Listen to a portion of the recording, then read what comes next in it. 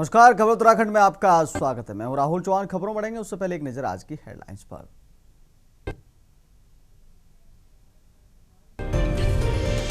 Rajaji tiger reserve का 12 kilometre लंबा wild life corridor बना मिसाल। सीएम धामी विकास और प्रकृति से संतुलन पर दिया जोर। रक्षाबंधन में उत्तराखंड सरकार ने महिलाओं को दिया तोहफा। 28 और 29 अगस्त को रोडवेज बसों में यात्रा होगी मुफ्त।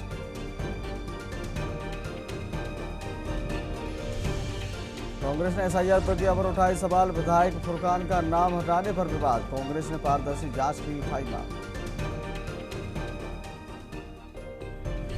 डोईवाला में 600 श्रमिकों को बांटी गई प्रोत्साहन किट।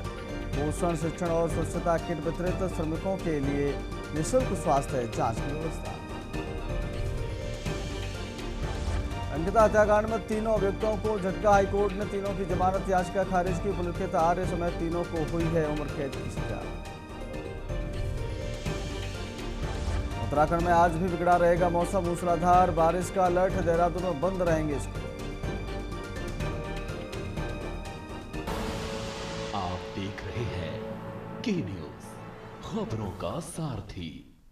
सीधे चलते खबरों को विस्तार में। खबर देहरादून से, जहां उत्तराखंड में चल रही विशेष गहन पुनरीक्षण एसआईआर प्रक्रिया के बीच पिरान क्लियर से कांग्रेस विधायक फुरकान अहमद का नाम मतदाता सूची से हटाने की सिफारिश का मामला सामने आया है। कांग्रेस प्रदेश अध्यक्ष गणेश गोदियाल ने इसे लेकर सवाल खड़े किए। गोदियाल का दावा है कि जिस व्यक्ति के नाम से शिकायत की गई उसने इससे इनकार करते हुए एफिडेविट दे दिया है। कांग्रेस ने आरोप लगाया कि चुनावी लाभ के लिए मतदाता सूची को प्रभावित करने की कोशिश की जा रही है। पार्टी ने मांग की है कि नाम हटाने की किसी भी प्रक्रिया में पारदर्शिता बरती जाए और शिकायतों की निष्पक्ष जांच के बाद ही कार्रवाई हो। एसआईआर को लेकर सत्ताधारी दल विभिन्न तरीकों से फरेब करने में जुटा हुआ है। कई बार बेनकाब हो गए, लेकिन बदमाशी की हद ये है कि मानने को तैयार नहीं। अभी आपने परसों ये देखा होगा कि किस प्रकार से शिकायत करने वाले लोगों से जब संपर्क किया गया तो उन्होंने फोन पर अमरेंद्र मिश्र जी से कहा कि हमने कोई शिकायत नहीं की है। अब आज इसी तरह का एक नया मामला फुरकान जी हरिद्वार से लाए हैं, इनके विधानसभा क्षेत्र से लाए हैं। इनका नाम काटने की सिफारिश किसी व्यक्ति ने की है, ये माननीय विधायक है वहां से, और इनका नाम काटने की सिफारिश हुई है कि नेट पाया कि आपके वोट काट दिया गया। मानो फुरकान अहमद मेरा नाम, मैं मेरे वालिद साहब 5 बार प्रधान रहे, 3 बार मेरी भाई प्रधान रही। 1996 में मैं विधानसभा का चुनाव लड़ा रुकी से, फिर 2007 में लड़ा, 3 बार हमें लगातार विधायक हूँ, और फिर भी मेरे नाम पे आपत्ति लगी कि ये यहाँ के रहने वाले नहीं है। तो ये इससे बड़ी और जुल्म की बात क्या बात होगी, जो मुझ जैसे पर भी अगर आपत्ति लगाएगी यहाँ के रहने वाले नहीं है, वो भाजपा के कार्यालयों में बैठकर सब साजिश रची जा रही है। मेरे यहाँ का एक फुरकान, मोहम्मद फुरकान, उसके नाम से मेरे पे आपत्ति लगी। अगली खबर का रुख कर लेते हैं। खबर डोईवाला से, जहां भवन एवं अन्य सन्निर्माण कर्मकार कल्याण बोर्ड से पंजीकृत श्रमिकों और उनके परिवारों के लिए प्रोत्साहन किट वितरण कार्यक्रम आयोजित किया गया। कार्यक्रम में करीब 600 श्रमिकों को पोषण, शिक्षण और स्वच्छता किट वितरित की गई। श्रमिकों के लिए निःशुल्क स्वास्थ्य जांच की सुविधा भी उपलब्ध कराई गई। कार्यक्रम में विधायक ब्रजभूषण गेरोला, नगर पालिका अध्यक्ष नरेंद्र सिंह नेगी समेत संबंधित अधिकारी मौजूद रहे। आयोजकों के मुताबिक पहल का उद्देश्य श्रमिकों और उनके परिवारों को कल्याणकारी योजनाओं का लाभ पहुँचाना है।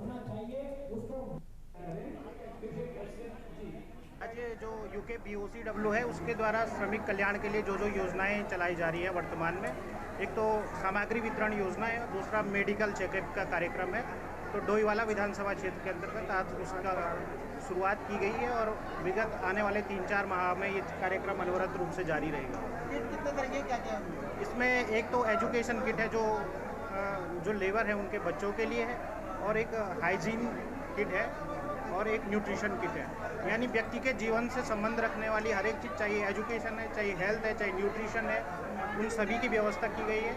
और ये प्रयास है कि एक लेबर के जीवन में गुणात्मक सुधार हो और सभी जो पात्र व्यक्ति है उनको इस योजना का लाभ पहुँचे, यही इसका मेन है। और माननीय मुख्यमंत्री पुष्कर सिंह धामी जी के द्वारा हमारे श्रम जो कल्याण कर्मकार बोर्ड है उसके द्वारा आज यहाँ पर केशवपुरी में डोईवाला में हमारे श्रमिक भाई बहनों को आज यहाँ पर किट वितरण का सामग्री वितरण का कार्यक्रम यहाँ पर आज शुभारंभ हुआ है। और पूर्व में पहले भी हमारे द्वारा हर वर्ष की भांति हमेशा श्रमिक भाई बहनों को ये योजना का लाभ दिया जाता रहा है। और इस अवसर पर मैं समझता हूँ कि हमारे केशवपुरी के 600 से अधिक श्रमिक भाई बहनों को ये सामग्री, चाहे उसमें एजुकेशन किट है, पौष्टिक आहार का उसमें सामग्री है, अपना उसमें हाइजीनिक का, स्वच्छता का है, ये सारी चीज़ें श्रमिक भाई बहनों के लिए ये व्यवस्था सरकार, राज्य सरकार के द्वारा, माननीय मुख्यमंत्री जी के द्वारा ये व्यवस्था की गई है। के जो लाभार्थी हैं, आज इन लाभार्थियों को माननीय हमारे जो यशस्वी विधायक हैं आदरणीय ब्रिजभूषण गैरोला जी, आज उनके द्वारा हमारे जो श्रमिक भाई बहन हैं उनको आज मुख्यमंत्री जो लेबर किट है वो दी गई है। और सभी जितने भी हमारे लेबर श्रमिक भाई हैं वो बहुत खुश हैं और सब अपना जो हृदय से धन्यवाद कर रहे हैं हमारे माननीय विधायक जी का कि आज केशवपुरी से शुरुआत हो गई है। यहाँ पे 600-700 लेबर हैं जो माननीय मुख्यमंत्री जी और माननीय विधायक जी और हमारे श्रम विभाग का जितने भी हमारे अधिकारीगण हैं उनका सबका हृदय से धन्यवाद कर रहे हैं। हाँ। अगली खबर की ओर बढ़ लेते हैं। खबर देहरादून से। उत्तराखंड में 2027 विधानसभा चुनाव से पहले भाजपा को बड़ा राजनीतिक बल मिला है। श्रीनगर निगम की महापौर आरती भंडारी, उनके पति लखपत भंडारी, कांग्रेस के 2 सभासदों समेत कुल 10 सभासद भारतीय जनता पार्टी में शामिल हो गए हैं। प्रदेश अध्यक्ष महेंद्र भट्ट और कैबिनेट मंत्री डॉक्टर धन सिंह रावत की मौजूदगी में सभी का पार्टी में स्वागत किया गया। महेंद्र भट्ट ने कहा कि आरती भंडारी और लखपत भंडारी वैचारिक रूप से पहले से भाजपा से जुड़े रहे हैं और अब उनकी पार्टी में वापसी हुई है। वहीं आरती भंडारी ने कहा कि उनकी विचारधारा हमेशा सनातन और भाजपा के साथ रही है और वह मंत्री धन सिंह रावत की टीम के साथ मिलकर 2027 चुनाव की तैयारियों में जुटेंगे।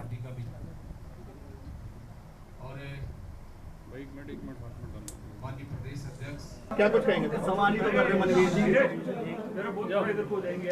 देखिए, मैं सबसे पहले तो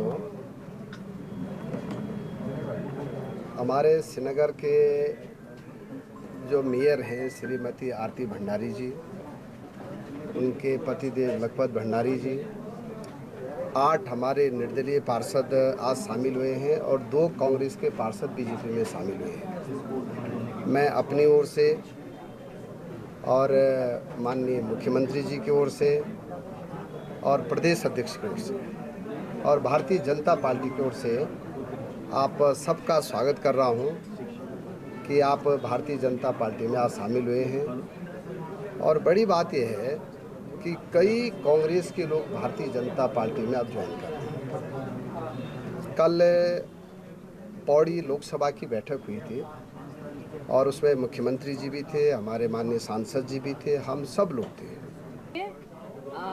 पूरे उत्तराखंड में 10 नगर निगम भाजपा के थे और एक जो निर्दलीय मैंने जीता था वो कहीं ना कहीं भाजपा का ही था, क्योंकि मैं पहले से ही भाजपा की सदस्य रही हूँ और ये मेरे परिवार में मेरी पुनः वापसी है और मैं आज अपने 10 पार्षदों के साथ इस परिवार में शामिल हुई हूँ। तो बहुत ही खुशी की बात है और ये विचारधारा की बात है, क्योंकि मेरी विचारधारा हमेशा से भाजपा में रही और मेरे हस्बैंड की भी। मेरे पति श्री लखपत सिंह भंडारी हमेशा सनातन की लड़ाई लड़ते हैं और सनातन का जो सच्चा सेवक है वो सिर्फ भाजपा है। और आज हम सब एकजुट होकर 2027 की तैयारी कर रहे हैं। श्रीनगर नगर निगम की महापौर आरती भंडारी जी हमारे पुराने कार्यकर्ता रहे और बीच में उनका निष्कासन हुआ था लखपत भंडारी जी। उनके साथ 2 कांग्रेस के सभासदों सहित 10 सभासदों ने बीजेपी की संस्था ग्रहण की है। मैंने उनका परिवार में स्वागत किया है। सर्वसम्मति के साथ उनकी संस्था हुई है। कार्यक्रम में डॉक्टर धन सिंह रावत जी उपस्थित रहे और महापौर जी और उनके पति लखपत जी ने जो कहा उसने हम सबका दिल जीता है। वे वैचारिक रूप से भारतीय जनता पार्टी कार्यकर्ता थे। पिछले चुनाव में कुछ कारणवश हम उनको टिकट नहीं दे पाए, लेकिन उन पर जनता में प्रभाव था और वो चुनाव जीत गए। आज वो पुनः परिवार में शामिल हुए। हमने उनका स्वागत किया है। अगली खबर का रुख कर लेते हैं नैनीताल के लोअर माल रोड के पुनर्निर्माण कार्य में हो रही सुस्ती और देरी को लेकर चल रहा विरोध प्रदर्शन फिलहाल टल गया है। मां नयना देवी नैनीताल व्यापार मंडल के अध्यक्ष ने प्रशासन को 14 दिनों के भीतर कार्य पूरा करने का स्पष्ट समय देते हुए अपना धरना स्थगित कर दिया है। साथ ही चेतावनी दी कि यदि तय समय सीमा के भीतर ठोस कार्रवाई नहीं हुई तो नैनीताल बचाओ जन आंदोलन को एक बार फिर से उग्र रूप से शुरू किया जाएगा। मां नयना देवी व्यापार मंडल के अध्यक्ष पुनीत टंडन ने बताया कि धरने के दबाव के बाद प्रशासन की कार्यशैली में तेजी आई है। जहां पहले ट्रीटमेंट का कार्य बेहद धीमी गति से चल रहा था, वहीं अब महज 3 दिनों के भीतर 5 पाइलिंग का काम पूरा कर लिया गया है। लोअर और अपर माल रोड पर आई दरारों के कारणों पर और उनके तकनीकी उपचार की स्थिति को पूरी तरह स्पष्ट किया जाए। पिछले 10 वर्षों में लोअर माल रोड के रखरखाव और निर्माण कार्यों पर हुए खर्च का वर्षवार ब्यौरा सार्वजनिक किया जाए। है कि नैनीताल की लड़ाई बहुत लंबी है। मॉल रोड के संबंधित ये लोअर मॉल रोड में जो डिले हो रहा है कार्य में, उससे संबंधित ये लड़ाई थी मूलतः। और उसमें हमने देखा है पहले जो पाइलिंग हो रही थी 6 दिन में एक हो रही थी। अब राजेश पंत जी जो उच्च अधिकारी हैं उन्होंने मुझे अश्योर किया, और हमने भी देखा है कि पाइलिंग और लिखित में भी हमारे पास आया है कि 5 पाइलिंग 3 दिन में करी गई है। तो कंपैरिजन अगर करें तो वास्ट डिफरेंस है। इससे ये भी दिखता है कि कार्य ये 2-2.5-3 महीने के अंदर संपूर्ण हो जाना चाहिए था, लेकिन किन्हीं कारणों से नहीं हुआ। वो जाँच का विषय है। अब कार्य हमें होता हुआ दिख रहा है। उच्च अधिकारियों ने हमें बोला है कि 10 अक्टूबर तक लिखित में आया हम यातायात के लिए इस रास्ते को खोल देंगे। हमने उनसे कहा है आप इसको 10 नवंबर तक खोलिए, गुणवत्ता में कोई कॉम्प्रोमाइज नहीं चाहिए हमें। अगली खबर का रुख करते हैं हल्द्वानी नगर निगम कुमाऊं का सबसे बड़ा नगर निगम है। नगर निगम का दायरा बढ़ने के साथ ही विभागों और कर्मचारियों की संख्या में भी इजाफा हुआ है, जिसके चलते नैनीताल रोड स्थित मौजूदा नगर निगम भवन में जगह कम पड़ने लगी है। इसी को देखते हुए नगर निगम ने भवन विस्तार का फैसला लिया है। सभागार के साथ ही अकाउंट डिपार्टमेंट और अन्य विभागों के लिए अलग भवन का निर्माण किया जाएगा। इसके अलावा सुभाष नगर में भी नगर निगम का एक नया कार्यालय खोला जा रहा है। हल्द्वानी नगर निगम को लगातार विस्तार हो रहा है। नए क्षेत्र नगर निगम में शामिल होने के साथ ही काम का दायरा भी बढ़ा है। इसके चलते मौजूदा नगर निगम भवन में अलग अलग विभागों के संचालन के लिए जगह की कमी महसूस की जा रही थी। नगर निगम यहाँ स्थापित हुआ है और पूर्व में ये जो वो भवन है नगर पालिका के हिसाब से प्लान किया गया था, और इस बिल्डिंग में अभी बैठने की जगह कम पड़ रही है और रिकॉर्ड की भी स्थिति काफ़ी ख़राब है। काफ़ी सारा रिकॉर्ड हो गया है और कमरे काफ़ी इंगेज हो गए। इसी कारण से जो बोर्ड बैठक लास्ट हुई थी उन्होंने पारित, उसमें बोर्ड बैठक में पारित भी किया गया था कि जो मुख्य भवन है उसके पश्चिम भाग में जो भूखंड खाली है उसमें भवन निर्माण किया जाएगा। इसी को दृष्टिगत रखते हुए एक DPR तैयार की जा रही है और नक्शा पारित करने के लिए प्राधिकरण के ऑफिस में शीघ्र प्रेषित किया जाएगा। अगली खबर की ओर बढ़ लेते हैं। मंगलौर में प्रेमी से शादी करने के लिए दीवार बनी सौतेली मां से नाराज कलयुगी बेटी ने अपनी मां को प्रेमी के साथ मिलकर मौत के घाट उतार दिया। किसी को पता न चले इसलिए बेटी ने अपने प्रेमी के साथ मिलकर शव को ठिकाने लगाने के लिए बोरी में बंद कर मंगलौर गंगा नहर में फेंक दिया, लेकिन सब झाड़ियों में फंस गया। कलयुगी बेटी की करतूत का मंगलौर पुलिस ने चंद घंटों में ही खुलासा कर दिया। बीते मंगलवार को मंगलौर पुलिस को सूचना मिली कि गंगा नहर किनारे बोरी में महिला का शव पड़ा हुआ है, जिसका गला किसी धारदार हथियार से रेता गया है। घटना की सूचना मिलने के बाद ही पुलिस शव की शनाख्त करने में जुट गई और 18 घंटे के भीतर ही पूरी गुत्थी को सुलझा ली। मृतक महिला यूपी के मुजफ्फरनगर जिले के बुढ़ाना गांव की रहने वाली है। मृतक महिला की सौतेली बेटी मेरठ निवासी एक युवक से प्रेम करती थी और उससे शादी करना चाहती थी, लेकिन मृतक महिला शादी में अड़चन बनी हुई थी, जिससे नाराज कलयुगी बेटी ने सौतेली मां को रास्ते से हटाने की योजना बनाई और प्रेमी के साथ मिलकर कार से मंदिर ले जाने के बहाने कार में ही धारदार हथियार से गला रेतकर मौत के घाट उतार दिया और शव को उत्तराखंड बॉर्डर मंगलौर गंगा नहर पर फेंककर फरार हो गए। पुलिस ने चंद घंटे बीत जाने के बाद ही हत्या का खुलासा कर दिया और आरोपी बेटी और उसके प्रेमी को गिरफ्तार कर लिया। के आसपास जो मंगलौर थाना क्षेत्र में एक डेड बॉडी जिसका गला रेता हुआ था वो मिली थी।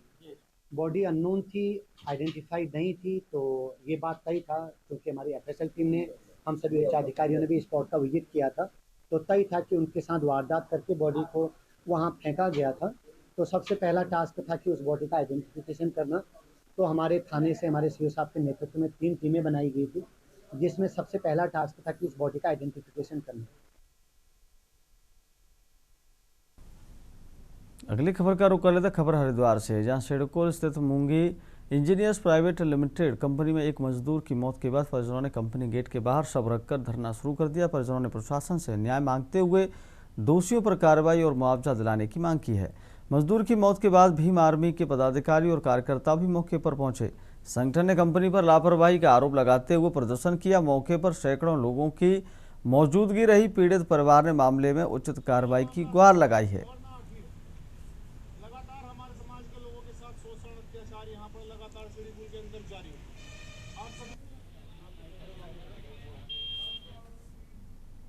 अगली खबर का रुख कर लेते खबर नैनीताल से। उत्तराखंड हाईकोर्ट ने बहुचर्चित अंकिता हत्याकांड के तीनों अभियुक्तों पुलकित आर्य, सौरव भास्कर और अंकित गुप्ता की जमानत याचिकाएं लंबी सुनवाई के बाद खारिज कर दी। सुनवाई के दौरान तीनों की ओर से बचाव में कई तर्क रखे गए, जिन्हें अदालत ने स्वीकार नहीं किया। कोटद्वार की तत्कालीन अतिरिक्त जिला एवं सत्र न्यायाधीश रीना नेगी की अदालत ने 30 मई 2025 को तीनों को हत्या का दोषी ठहराते हुए आजीवन कारावास की सजा सुनाई थी। इसके खिलाफ तीनों ने हाईकोर्ट में अपील दाखिल की है, जिस पर सुनवाई लंबित है। अंकिता ऋषिकेश के पास स्थित बनंतरा रिसोर्ट में रिसेप्शनिस्ट का कार्य करती थी और सितंबर 2022 में लापता होने के बाद उसका शव चीला बैराज से बरामद हुआ था।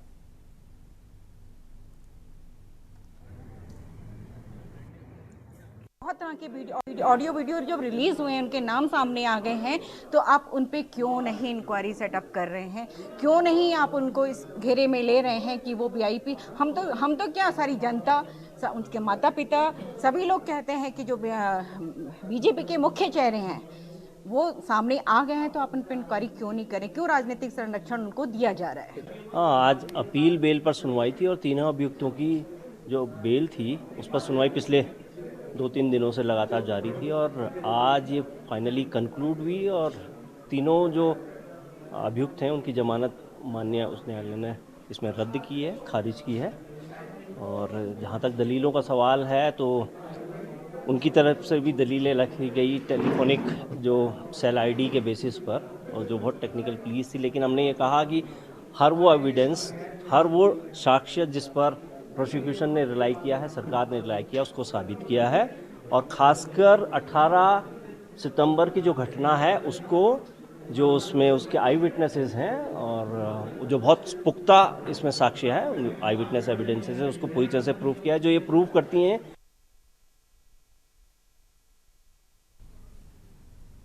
अगली खबर का रुख कर लेते हैं पौड़ी गढ़वाल से है। अतिवृष्टि के बाद सतपुली तहसील के विभिन्न क्षेत्रों में राहत और बचाव अभियान जारी रहा। महर गांव में भूस्खलन से क्षतिग्रस्त 2 मंजिला भवन में दबे 3 लोगों की तलाश में प्रशासन, एसडीआरएफ, पुलिस और ग्रामीणों ने संयुक्त अभियान चलाया। रेस्क्यू के दौरान एक बच्चे समेत तीनों के शव बरामद कर लिए गए। जिलाधिकारी स्वाति एस भदौरिया करीब 3 किलोमीटर पैदल दुर्गम रास्ता तय कर मौके पर पहुंची और बचाव अभियान की निगरानी की। प्रशासन ने मृतकों के परिजनों को 4-4 लाख रुपए और क्षतिग्रस्त भवन के लिए 2 लाख रुपए की राहत राशि समेत कुल 14 लाख रुपए की सहायता उपलब्ध कराई। वहीं विद्युत, पेयजल और खाद्य आपूर्ति विभाग की टीमें आवश्यक सेवाओं की बहाली में जुटी हैं। में कल एक बहुत ही दुखद घटना यहाँ आपदा के कारण हुई। महर गांव जो द्वारीखाल ब्लॉक में है वहाँ पे, और बहुत ही दुर्गम गांव है, और वहाँ हम सब लोग भी, हमारी टीम, हमारी चाहे स्वास्थ्य विभाग की टीम, एसडीआरएफ, पुलिस, राजस्व की पूरी टीम, सभी लोग वहाँ पे तत्काल मौके पर भी पहुँचे और वहाँ के लोकल ग्रामीणों की मदद से वहाँ जो भी रेस्क्यू ऑपरेशन पूरा चलाया गया। और उसमें कल देर रात लगभग 8, साढ़े 8 बजे के आसपास 3 बॉडीज़ रिकवर कर ली गई थी। और तत्पश्चात हम लोगों ने जो वहाँ पे उनके परिवारजन थे उनसे मुलाकात भी उस समय करी, और उसके बाद उनको राहत राशि भी लगभग 14 लाख रुपए उनको दिए गए, जो भी अलग अलग चीज़ों के मिलाकर। और उसके बाद परिवारजनों से भी हम लोगों ने बात करी और उनको ये आश्वस्त किया है कि कोई भी उनकी अगर आवश्यकता है तो उसमें ज़िला प्रशासन उनके साथ खड़ा है।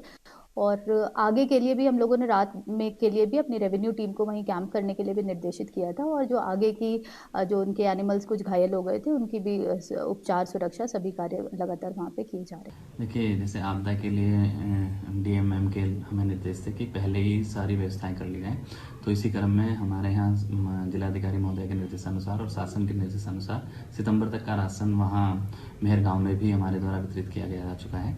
तो राशन की एसएच कोई स्थिति नहीं थी और इसके अलावा भी डीएम सर मैम के निर्देश के अनुसार 180 फूड पैकेट डिफरेंट तहसीलों पे रखे गए हैं। तो वहाँ फूड पैकेट गए थे, तो फूड पैकेट की और राशन की इस तरह की कोई इशू नहीं है। ग्राम प्रधान जी के द्वारा जनहानि की सूचना हमें प्राप्त हुई कि इस प्रकार से एक मकान के ऊपर जो है मिट्टी का टीला आ चुका है। ये सूचना जो है सर्वप्रथम हमने माननीय प्रमुख जी को दी। माननीय प्रमुख जी के द्वारा विकासखंड स्तर के, जिला स्तर के सारे जो हमारे महकमे हैं सबको अलर्ट किया गया। तत्काल जो है हमारी एसडीआरएफ, पुलिस बल, हमारी पशु चिकित्सा अधिकारी, हमारे खाद्य विभाग, हमारे जितने भी हमारी मूलभूत चीज़ें थी सब अमला हमारा पूरा गांव में पहुंचा। लेकिन थोड़ा ज़्यादा सड़क सुदृढ़ ना होने के कारण वहां पे पहुंचने में हमारी रेस्क्यू टीम को थोड़ा समय लगा।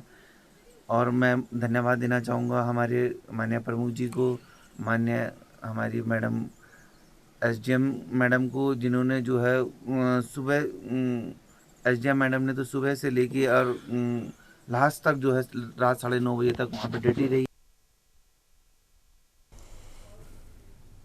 अगली खबर का रुख करते विकासनगर मंगलवार देर रात एक कार अचानक शक्ति नहर में गिर जाने के से हड़कंप मच गया। हादसे में कार सवार युवक लापता बताया जा रहा है। कई घंटे बीत जाने के बाद भी कार और युवक का कुछ पता नहीं चल पाया है। पुलिस, एसडीआरएफ और गोताखोरों की टीमें नहर में तलाश कर रही हैं। इस हादसे में कार सवार की पहचान रजत पुंडीर के रूप में हुई है, जो मूल रूप से जमनीपुर का रहने वाला था और फिलहाल डाक पत्थर की न्यू यमुना कॉलोनी में परिवार के साथ रहता था। बताया जा रहा है कि मंगलवार देर रात वह जिम से अपनी कार से वापस घर लौट रहा था, तभी अचानक डाक पत्थर पुल नंबर 2 के पास उसकी कार अनियंत्रित होकर शक्ति नहर में जा गिरी।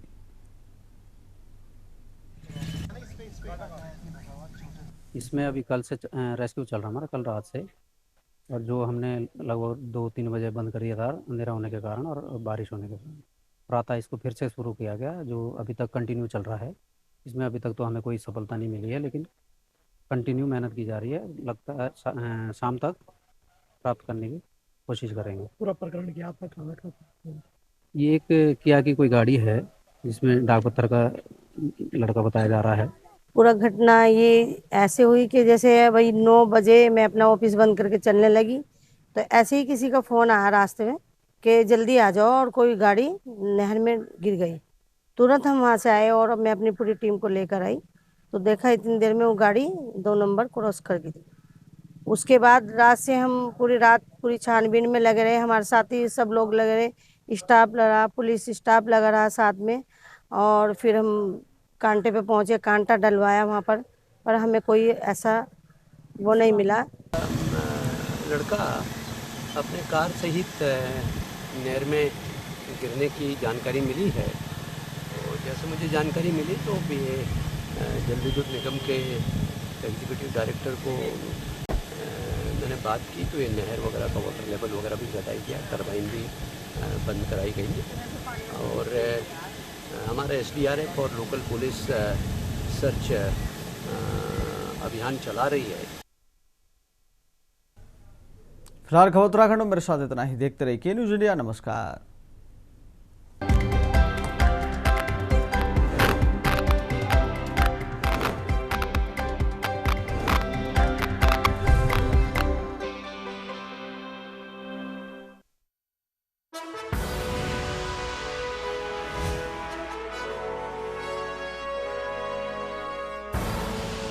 आप देख रहे हैं के न्यूज़, खबरों का